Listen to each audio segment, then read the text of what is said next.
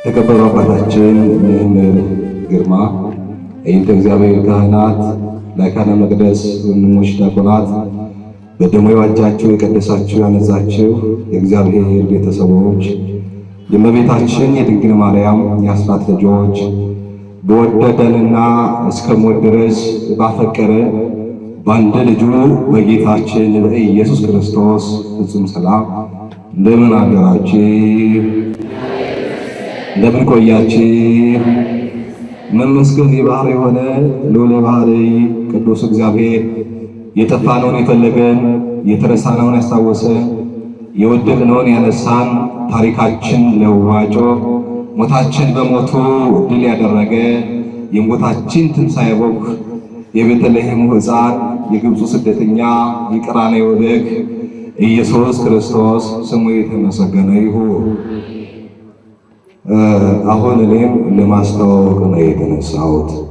እንግዲህ ፕሮግራማችን አጠር እናደርጋለን። ያው እንደምታውቁት መምህር ግርማ ሐዋርያው ቅዱስ ጳውሎስ እንደ እየእምነቱ ጽናት ይላል የተለያየ ጸጋ ይሰጠዋል። ይህ ጸጋ እግዚአብሔር አድሏቸው እግዚአብሔር በሳቸው ላይ አድሮ እየሰራ ነው ያለው። ስለዚህ አሁን በሰፊው እኛ ጠይቀናቸው እሳቸው መልካም ፈቃዳቸው ሆኖ አሁን በትናንትናው ዕለት የምታውቁት ትኖራላችሁ። እዛ እስጢፋኖስ ብዙ ባጋንንት ታስሮ ያለ ባጋንንት የሚማቅቅ ብዙ ነው። ነገር ግን ይሄ ደግሞ ብዙ በሽተኞች ያሉበት ጠንቋይ የበዛበት መተት የሰፋበት አካባቢ ስለሆነ እንደው ከዛ ይልቅ መልካም ፈቃዶት ይሆንና ወደዚህ ቢመጡ ብለን እኛም ጠየቅ። የልጅ ጥያቄ ነው ሳይሉ ጥያቄው እግዚአብሔር መሆኑን ስለሚያውቁ መልካም ፈቃዳቸው ሆኖ በእኛ መካከል ተገኝተዋል። ይህን ስላደረገ ጌታ እስቲ እግዚአብሔርን አመስግኑ።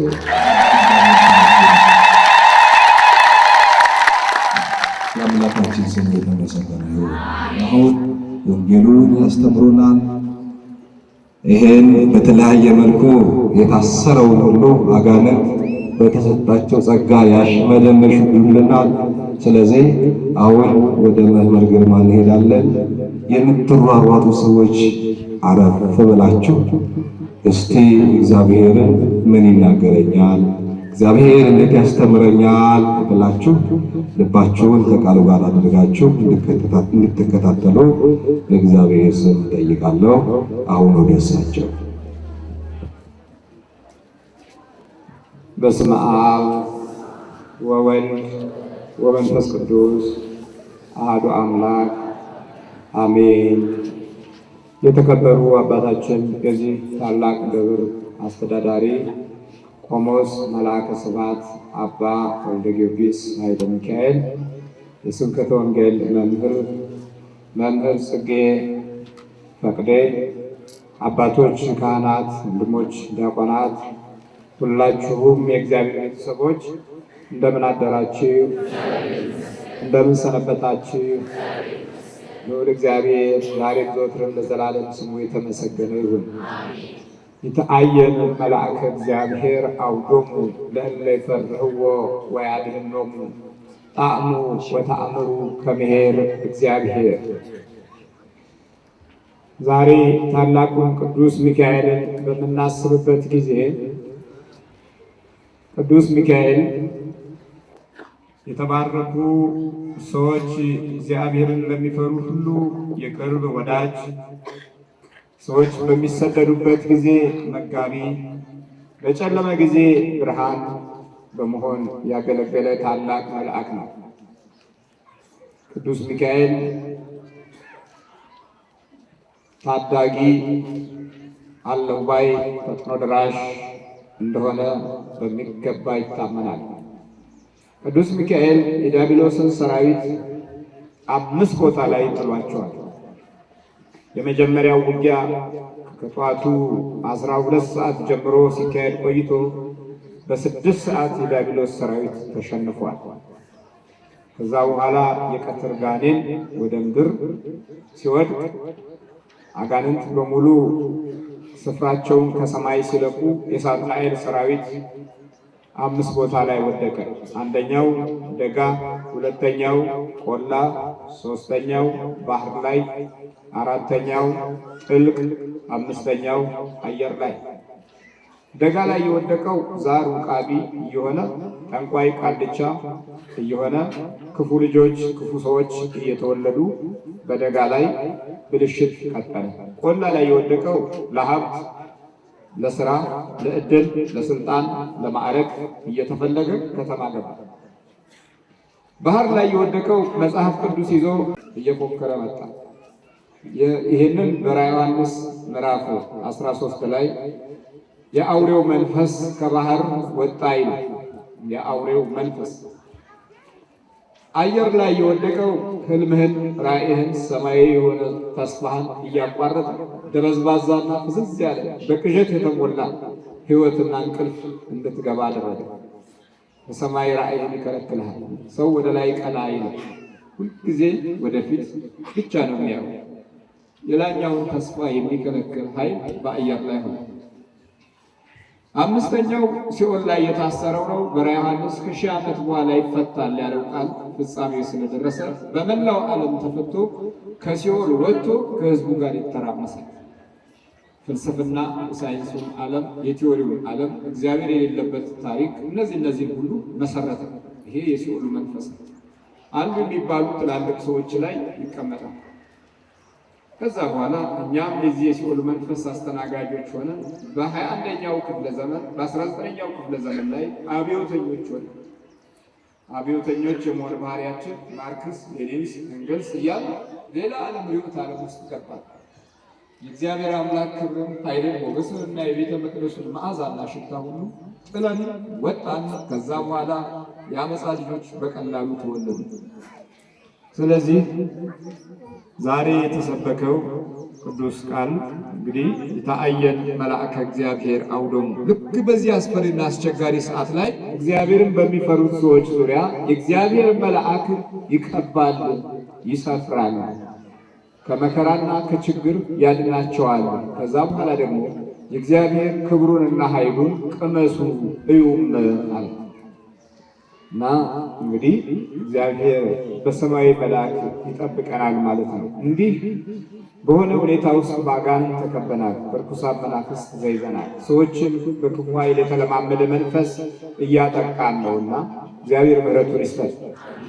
ዛሬ የተነበበውን ቅዱስ ወንጌል እንመለከትና ወደ ሁለተኛው ፕሮግራማችን እንሄዳለን። ዛሬ ኒቆዲሞስ ይባላል። ኒቆዲሞስ ማለት ከዕብራይስጡ ወደ አማርኛ ሲፈታ ድል ነሳው ማለት ነው። ማን ነው? ድል ነሳው ወይም ድል ነሺ ማለት ነው። ስሙ በጣም ኃይለኛ ነው። ድልን የሚያወራ ነው።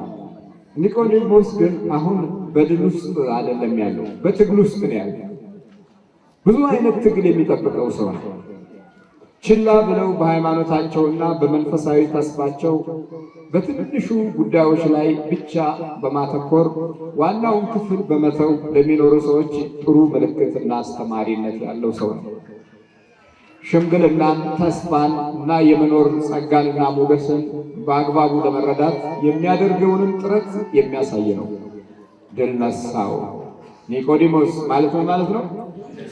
ድል ነሳው፣ ድል ነሺ ቆንጆ ስም ነው እና ዮሐንስ ወንጌል ምዕራፍ 3 ነው። ከፈሪሳውያን ወገን የአይሁድ አለቃ የሆነ ኒቆዲሞስ የሚባል አንድ ሰው ነበረ። ወገኑ ፈሪሳዊ ነው። ፈሪሳውያን ፋሬስ ከሚባለው ዘር የወጡ ናቸው። ፋሬስ ከእስራኤል ነገድ ክፍል ውስጥ ያለ ነው። ፋሬስ በዛ ስም ፈሪሳውያን። ፈሪሳውያን ቀጥታ ሲተረጎም ተገንጣዮች ማለት ነው። ፈሪሳውያን ማለት ምን ማለት ነው? ተገንጣዮች፣ ተገንጥለው የሚቆሙ ናቸው። ወጉን ስርዓቱን ምኑን ይዙና ዝም ብለው ተለይተው የሚኖሩ ናቸው። ምናልባት ለምጻም ካለ ያ ለምጻም ሰው ከነካቸው የሚረክሱ ይመስላቸዋል። ሸሽተው ተገንጥለው የሚኖሩ ናቸው። ደም የሚፈሳቸው፣ ችግር ያለባቸው፣ የተፈጥሮ ጉዳት ሰይጣን ያጠቃቸው ሰዎች ሲጠጓቸው አይ እርኩስ ነው ብለው ለብቻ የሚኖሩ ናቸው። ሕጉን በደረታቸው ላይ ጽፈው፣ ነገር ግን ማታ ሕጉን አውልቀው ከሕጉ በታች ለክፉ ሁኔታዎች የተዘጋጁ ናቸው፣ ፈሪሳዊ ናቸው። ስለዚህ ጌታ ምን አለ? እነሱ ሲመጡ እናንተ ትንኝን ታጠራላችሁ፣ ግመልን ግን ትውጣላችሁ። ትንኝ ነካው ብላችሁ ታጠሯታላችሁ፣ አስሬ ታጥሙታላችሁ፣ ግን ከትንኙ የሚበልጥ ግመል ትውጣላችሁ ብሎ በጣም ክብደት ባለው ቃል ገልጾላቸዋል። እና ግን ይሄ ሰው ደግሞ ኒቆዲሞስ ከፈሪሳውያን ወገን። ለዚህ ነበረ እንግዲህ ገና ሲወለድ ጀምረው የፈሪሳውያንነት ባህሪ ብቅ ስላለ ልጁን ድል ነሳው አሉ። ድል የሚነሳ ኃያልና ብርቱ ብለው በፈሪሳውያን አሰያየም እንደሰየሙት ኒቆዲሞስ። ከዛ በኋላ የፈሪሳዊ ወገን ሆኖ ሳለ ግን አንድ የሆነ ነገር ተከሰተ። ጌታ አምላክ ኢየሱስ ክርስቶስ ወደ ቤተ መቅደስ ሲጓዝ፣ ወደ ምስኪኖች ሲጓዝ፣ ወደ ተጨነቁት ሲጓዝ፣ ወደ ወደቁት ሲጓዝ ማየት ጀመረ። ያ ድዌዎች ሲፈወሱ፣ ዲያብሎስ ከሰው ልጅ ሕይወት ውስጥ አገዛዙን ልቆ ሲሄድ፣ ክፉ መንፈስ ሲወጣ ያ ማየት ጀመረ። አያየና ኒቆዲሞስ የሚባል አንድ ሰው ነበረ። እርሱም በሌሊት ወደ ኢየሱስ መጥቶ፣ መቼ ነው ወደ ኢየሱስ የመጣው? አንቀላፋ አይደለም የሚለው፣ በሌሊት ተነሳ። ሌሊቱን ወደ ልዑል እግዚአብሔር የሚሄድበት ሆነ። ሌሊት ቀደም ማለዳ ተነሳ። በሌሊት የሚነሳ ክርስቲያን፣ በሌሊት ለሚነሱ ክርስቲያኖች አባት በመባል ደግሞ ይታወቃል።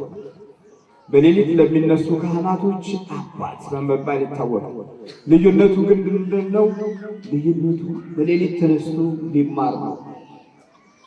ሌላው ችግር አለብህ ደግሞ እዚህ ጋር በሌሊት የሚነሳው እንዳይቃወሙት ነው። የሕግ መምህር ነው። እንዴት ከዚህ ሰው በታች እግር ስር ትቀመጣለህ ብለው እንዳይቃወሙት ቀደም ብሎ በሌሊት ይነሳና እንዲህ ሊል ነው። መምህር ሆይ እግዚአብሔር ከእርሱ ጋር ከሆነ በቀር አንተ የምታደርጋቸውን እነዚህ ምልክቶች ሊያደርግ የሚችል የለምና መምህር ሆነ ከእግዚአብሔር ዘንድ እንደመጣ እናውቃለን አለና ከፈሪሳውያን በፊት ቀደመና አመነ። አምኗል፣ ግን ቢሆንም የጎደለው ጠንካራ ነገር አለ። እዚህ ሲነበብ ከጌታ እግር ስር መቀመጡ በራሱ ትልቅ ዋጋ የሚያስከፍል እንደሆነ እናምናለን። ሆኖም ግን ይህ ሰው የሕግ መምህር ቢሆንም በሕይወቱ ምንም አይነት ልደት አላገኘም። ከክርስቶስ አልተወለደም። ከእግዚአብሔር አምላክ መንፈስ ገና አልተወለደም። ገና እንዲወለድ ገና እንደሚወለድ ሲነግረው ግራ ግብት አለው። የሕግ መምህር ሆኖ ግራ መጋባት አለ። አንዳንዴ በቤቱ እየኖርን ግራ እንጋባለን። ክርስቲያን ሆነ ስለ በረከት ግራ እንጋባለን። ስለ ጤናችን ግራ እንጋባለን። በእግዚአብሔር ደጅ እየተመላለሰ መድኃኒታችን ኢየሱስ ክርስቶስ የድንግል ማርያም ልጅ የቅዱሳን መንፈስና ኃይል እያለን ግራ እንጋባለን። ገና ያልደረስበት ነገር አለ። ገና ያልጨበጥነው አለ። በቤታችንና በኑራችን ያለው ነገር ጎደሎ ሲሆን ግራ እንጋባለን። መንፈሳችን ሲቀዘቅዝ፣ ውስጣችን ሲረበሽ ምንድነው እኔ እንዲህ የሚያደርገኝ ግራ እንጋባለን። ገና እሱም ገና ያላወቀው ነገር አለ። የሆነ ቦታ ላይ እግዚአብሔር ሲናገር ግራ ግብት ይለዋል። ዛሬ ብዙ ሰዎች እግዚአብሔር ሲናገራቸው እንዴት ይሆናል? በረከትን ያልቀመሰ ትውልድ ሁልጊዜ ስለ በረከት ያለው ናፍቆት ያናል ቀምሶት ሲያዩ ነው። ለዚህ ነው ዳዊት እግዚአብሔርን ቸርነቱን ቅመሱ እዩ። ቸርነቱን ያልቀመስን ብዙዎቻችን ጊዜ የተቃጠለ ይመስለናል። በእግዚአብሔር ቤት መቆየት በራሱ ትልቅ ተስፋና ኃይል እንደሆነ ሳናውቅ ያረጀን ብዙ ነው። ልጆቻችን በእግዚአብሔር ደጅ ቢቆዩና ከጎናቸው ሆነን ቆመን መንፈሳዊ ነገርን ብንከታተልላቸው የበረከት ልጆች እንደሚሆኑ አላወቅም። ልጆች የግድ በትምህርት ቤት ብቻ ሰልጥነው ይረዳሉ ብለን አምነን፣ ግን በእንዲህ አይነት ሁኔታ አምነው ያሳደጓቸው ልጆች ናቸው ዛሬ ለክፉ መናፍስት እጅ ሰጥተው ዘመናቸውና ጊዜያቸው ሁሉ የተበላሸባቸው የሌላውንም ትውልድ ለማበላሸት መንገድ ያገኙት እና ወገኖች ገና ያልተረዳነው ነገር አለ። ከዛ ምን አለ? መምህር ሆይ አለ። እሱም የሕግ መምህር ነው። የተሻለ አመለካከት ነበረው። መምህር ሆይ ክብር ነበረው። ወደ እግዚአብሔር ቤት ስትመጡ ክብር ይዛችሁ ነው የምትወጡት ወይስ የጓዳ ጠባያችን ይዘን ነው የምንመጣው? ወደ እግዚአብሔር ቤት ስንመጣ መንፈሳዊ ሞገስ ተከተለን ብለን ነው የምንወጣው ወይስ እንደዚሁ በመንደራችን ያለውን ልባችንን ይዘን ነው የምንመጣው? ይህም ሌላ ችግር ነው። የመንደር ልብ ሌላ ነው። የእግዚአብሔር ቤት ልብ ሌላ፣ የጠጅ ቤት ልብ ሌላ ነው። የቅዱሳን መንፈስ ያለበት ቦታ ላይ ሊቆም የሚችል ልብ ሌላ ነው። ይሄ ሰው ይላችሁ መምህር ሆይ ፈሪሳዊነቱን ወደ ጎን ተወና፣ እነዛ ፈሪሳውያን መምህር ሆይ አላሉ። እነሱ ትልቅ ናቸው፣ እነሱ መምህር ናቸው፣ እነሱ በጣም ለዘመናት የቆዩ ነገር ናቸው። ከህብረተሰቡ ገንጠል ብለው ሌላ ኃይል አለን ብለው የሚያምኑ ናቸው። እሱ ግን ይኸው መምህር ሆይ እና እግዚአብሔር ከእርሱ ጋር ከሆነ በቀር አንተ የምታደርጋቸውን እነዚህ ምልክቶች ሊያደርግ የሚችል የለምና መምህር ሆነ ከእግዚአብሔር ዘንድ መጣ እናውቃለን አለው።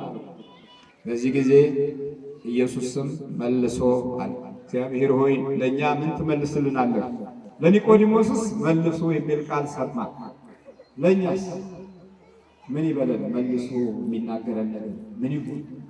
መልሶ እንዲህ አለ፣ እውነት እውነት እልሃለሁ ሰው ዳግመኛ ካልተወለደ በቀር የእግዚአብሔር መንግሥት ላይ አይችልም ማለት ነው።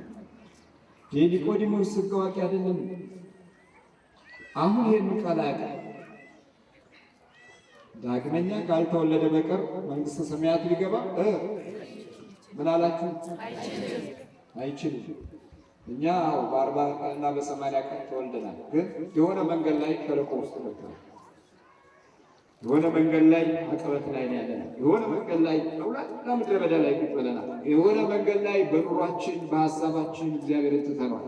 የሆነ መንገድ ላይ የጸሎት ስነ ስርዓቶች፣ ህጎች ከውስጣችን ወጥተው በሰማይ ጌታ አምባ ጥላ ውስጥ መቀመጥ ታላቅ በረከት እንዳለው ረስተን የስግብግብነቱን ዓለምና የዚህን ዓለም ሩጫ ጀምረናል። እንሩጣለን፣ መኳተን ጀምረናል። እድሜያችን በከንቱ ስንት ዘመን አለፈ። ከዚህ የመወለድ ህግ ውስጥ ዲያብሎስ እጁን አስገባ። ኑሯችን ከአምላክ ተለየ። ቤተሰባችን ከንጉሱ ከእግዚአብሔር መንግስት ወጣ። ተወልደን ነበረ፣ አሁን ምድረ በዳ ላይ ነው። ጸልየን አናውቅም። ቤታችን የጸሎት ቦታ የለም። እግዚአብሔር ወይ ቤቴን ባርከው ብለን አናውቅም። ልጆቼ ተወልደዋል፣ ልጆቹን ባርክ ብለን አናውቅም። ልጆቹን ቀድስ ብለን አናውቅም። ሽማግሌዎች የሆኑት እኛ ደረጃ እስኪደርሱ ድረስ መንፈሳቸውን አትለውጥ ብለው ጸልየዋል። እናቶች ስለ ቅዱሳን አውርተው አያውቁም። ግፋቢል ስለ አዳልሞቴ ወሰንጋላ ተቋራባ ቡሌ፣ ስለ ራስ መታት፣ ስለ ግራኝ፣ እነዚህ ሊያወሩ ይችላሉ። ግፋቢል ደግሞ በአካባቢው መንደር ስላለው ነገር፣ ስለ ክፋቱ፣ ስለ ተንኮሉ፣ ከዛም በኋላ አብሮ የጋራ ተንኮለኝነትን የበለጠ እንለማመዳለን። የአንዱን ግፍ ሌላው ግፍ እየሸመተ ዛሬ ተንኮል እንደ ሸመታ እህል ከያዝን ቆይተን አንዷ ስታሞጠሙ ሌላው ሟጣ የመሆን ባህሪው ልክ እንደ ቤተሰብ ባህሪ ሆነ እና እግዚአብሔር አምላክ ይማረን። ዳግመኛ ካልተወለደ በቀር የእግዚአብሔር መንግስት ላይ አይችልም እልሃለሁ አለው። ለሱ ነው የነገረው። እሱ የኖረው እኮ እግዚአብሔርን እያገለገልኩ ነው እያለ ነው። የሕግ መምህር ነው። እስራኤልን በሙሉ በ10ቱ ቃላተ ኦሪት የሚያስተዳድር ነው። ስለ ሕግ በሚገባ የሚያውቅ ነው። አሁን ግን አዲስ ሕግ መጣ። እውነት እውነት እልሃለሁ ሰው ዳግመኛ ካልተወለደ በቀር የእግዚአብሔር መንግስት ሊያይ አይችልም ማለት ነው። ኒቆዲሞስም ሰው ከሸመገለ በኋላ እንዴት ሊወለድ ይችላል? ጥያቄ ነበር። ለካ ያላወቀው ነገር አለ። አዲሱ ሁኔታ ሌላ ነው። ክርስቶስ የመጣበት መንገድ ሌላ ነው። ሰው ከሸመገለ በኋላ እንዴት ሊወለድ ይችላል? አላወቀም። የሕግ መምህር ሆኖ አላወቀም። ይሰወርብናል። በእግዚአብሔር አምላክ ቤት ውስጥ ስንኖር ብዙ ነገር ተሰውሮብን ተመላልሰናል። ከፍቅር ይልቅ ጥላቻ፣ ከሰላም ይልቅ ጦርነት የከፈትንባቸው ጊዜዎች በጣም ሰፊ ናቸው። ከአምልኮት ይልቅ ክህደት፣ ከመንበርከክ ይልቅ ትዕቢት፣ ከትዕግስት ይልቅ በጣም አስቸጋሪ የሆነ ጭንጭና ተስፋ መቁረጥ የሚታይብን ህብረተሰብና አካል ሆነናል። የሁላችሁ እዚህ ለካ እንደገና መወለድ አለበት የእግዚአብሔርን መንግስት ለማየት። ስለዚህ ኒቆዲሞስ ሰው ከሸመገለ በኋላ እንዴት ሊወለድ ይችላል? ሁለተኛ ወደ እናቱ ማኅፀን ገብቶ ይወለድ ዘንድ ይችላልን? አለው። ኢየሱስም መለሰ እንዲህ ሲል እውነት እውነት እልሃለሁ ሰው ከውሃና ከመንፈስ ቅዱስ ካልተወለደ በቀር ወደ እግዚአብሔር መንግስት ሊገባ አይችልም። ከሥጋ የተወለደ ሥጋ ነው፣ ከመንፈስ የተወለደ መንፈስ ነው። ከምን የተወለደ? ሁለት ትውልድ አለ ማለት ነው። ከሥጋ የተወለደ ሥጋ ነው፣ ከመንፈስ የተወለደ መንፈስ ነው። ከመንፈስ ቅዱስ የተወለደ የመንፈስ ቅዱስ ልጅ ነው። ከመንፈስ የተወለደ ሲል ሁለት አይነት መንፈስ አለ። ከክፉ መንፈስ የተወለደ ክፉ ነው፣ ከቅዱስ መንፈስ የተወለደ ቅዱስ ነው። ደግሞ ከሥጋ የተወለደ ምንድን ነው? ሥጋ ነው። ከሥጋ የሚወለዱ ልጆች አሉ። ግን አሁን በሥጋ ተወልዶ ማደግ በቂ ያለ ከመንፈስ እንወለዳለን። ያ መንፈስ ቅዱስ ሲሆን ርኩስ ሲሆን የመለየት አቅም በሃይማኖት የሚገነባ ነው። ግን ስለ ሃይማኖት ግዴለሾች የሆኑ ሰዎች የሚወልዱ ልጆች ከመንፈስ ይወለዳሉ። ከምን መንፈስ? ከዛር መንፈስ፣ ከውቃቢ መንፈስ፣ ከዓይነ ጥላ መንፈስ፣ ከመተት መንፈስ፣ እናትና አባት ላይ ካለው መንፈስ ይወለዳሉ። ይሁን ስትወለድ ዝም ብለህ አትወለድም። ወይ ከሥጋ ትወለዳለህ ወይ ከመንፈስ ትወለዳለህ። መንፈስ በሁለት መንገድ ነው። ቅዱስ መንፈስ፣ አጥፊ መንፈስ፣ አልሚ መንፈስ፣ አውዳሚ አደህይ መንፈስ፣ አጎሳቋይ መንፈስ። አሁን ከሥጋ የተወለዱ የሚባሉ ዝም ብለው በሥጋ የሚወለዱ ልጆች ናቸው። እንደ አረቡ ዓለም በአረቡ ዓለም የሚወለዱ ልጆች ዝም ብለው በሥጋ ነው የሚወለዱ። ከአሕዛብ የሚወለዱ ልጆች ያው በሥጋ ተወልደው አባቱን ይመስላል፣ እናቱን ይመስላል፣ አያቱን ይመስላል ይባላል። ይሄ ከሥጋ የተወለደ ነው። ኒቆዲሞስ እስካሁን በሕግ ብቻ ከሕግ የተወለደ ነበር። ሆኖም ግን አሁን በአዲስ ኪዳን ኢየሱስ ክርስቶስ ሥጋ ለብሶ ስለመጣ ቃል ሥጋ ሆነ፣ ጸጋንና እውነትን ተመልጦ በእኛ አደረ። ያ የእግዚአብሔር ቃል ሰማይና ምድርን የፈጠረ አዳምን በሕይወት ያቆመ በሕያው እስትንፋስ የባረከ እና ሕልውናን የሰጠ ያ ቃል አሁን ሥጋ ሆነ። ሥጋ ሲሆን ይኸውልህ ከምን ተወለደ? ክርስቶስ ከመንፈስ እኛን ሊወልደን መለኮታዊ ባህሪውን ሳይለውጥ ከሰማያዊ አንድነቱ ሳይለይ በሥጋችን ተገለጠ። ቃል ሥጋ ሆነ፣ ጸጋንና እውነትን ተመልጦ በእኛ አደረ። ጸጋና እውነት ከሰው ልጅ ርቆ ነበረ። ስለዚህ ኒቆዲሞስ በጸጋና በእውነት ውስጥ አልነበረም። በጸጋና በእውነት ውስጥ አልነበረም። ግን እንደገና ብትወለድ አለው። የምትወለደው በዚህ ነው አለና ገለጸለት። ከዛ ከሥጋ መወለድ ከመንፈስ መወለድ ላይ እንቆያለን ማለት ነው። እግዚአብሔር አምላካችን ማስተዋሉን ይስጣል። ከመንፈስ መወለድ እናትና አባት ሲጸልዩ፣ እናትና አባት ሲሰግዱ፣ እናትና አባት በዕለት ኑሮ ውስጥ የአምልኮት መንፈሳዊ ክብር ካላቸው ከመንፈስ የተወለዱ ናቸው። ከመንፈስ ቅዱስ ተወልደዋል። ያ የመንፈስ ቅዱስ ኃይል እያደገ ይመጣል፣ እየበረታ ይመጣል፣ እየጎለበተ ይመጣል። ከዛ በኋላ የነኩት፣ ያዩት፣ የጨበጡት፣ የሰሩት ለዘላለም ይባረካል። የወለዱት ከመንፈስ ቅዱስ የተወለዱ ናቸው። ስለዚህ ቅዱሳን ይወለዳሉ። ሁለተኛው ከመንፈስ የሚወለድ ደግሞ ከዛር፣ ከውቃቢ፣ ከዓይነ ጥላ መንፈስ ይወለዳል። ያ ክፋትን፣ ተንኮልን፣ አመፃን፣ ዛርና ውቃቢ አምላኪን ይሆናል። ይሄኛው ደግሞ ለበረከት ሳይሆን ለርግማን ይወለዳል። አባቶች የሰሩትን፣ አባቶች የገነቡትን፣ እናቶች ያቆሙትን፣ እናቶች የጸለዩበትን ያፈርሳል፣ ያጠፋል፣ ይነጥቃል፣ ይሰርቃል፣ ይሸጣል። ከምን ስለተወለደ? ከክፉ መንፈስ ስለተወለደ። ሰው ይሄኛው ቅዱስ መንፈስ ከቅዱስ መንፈስ የተወለደ የእግዚአብሔርን መንግስት ያያል። ይሄኛው ደግሞ እግዚአብሔር መንግስት የሚያድግበት ቦታ ላይ ይቆምና ጭራሽ ያጠፋል፣ ያፈርሳል። እንዴት አይነት ሆኖ ሲወለድ?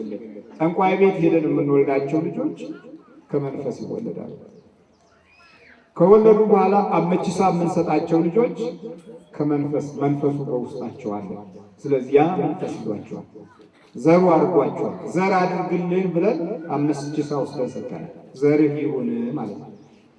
የምኑ የአጋንንቱ፣ የዛሩ፣ የቡዳው፣ የውቃቢው። ዛርና ውቃቢ ምንድን ነው ሲባል ወይ አጋንንት ነው ወይ ሰይጣን። ጠቋርና ዳልሞቲ ምንድን ናቸው? አምላክ አይደሉም ወይ እያሉ አንዳንድ እናቶች ይከራከሩኛል። ኧረ እኔ ጠቋርን የማውቀው እኮ መነኩሴ ነው፣ ሳሚ ነው፣ ቆራቢ ነው እያሉ ኧረ እባክዎት አይደለም፣ ኧረ እሱ አምላኬ ነው እኮ እሱ የእናት አባቴም ጠባቂ ነበረ ብለው ይከራከሩኛል። ከጀርባ ሁለቴ ሲጀለት አጋንንት ነኝ ብሎ ቁጭ።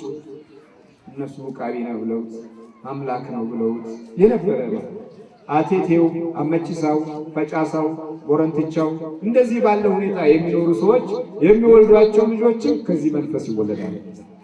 እነዚህ ምን ያደርጋሉ ቢባል ሃይማኖት አይስማማቸውም፣ ጸሎት አይስማማቸውም፣ ቤተክርስቲያን አይስማማቸውም፣ እውነተኛ ታሪክ አይስማማቸውም፣ ቅድስና አይስማማቸውም፣ ፍቅር አይስማማቸውም።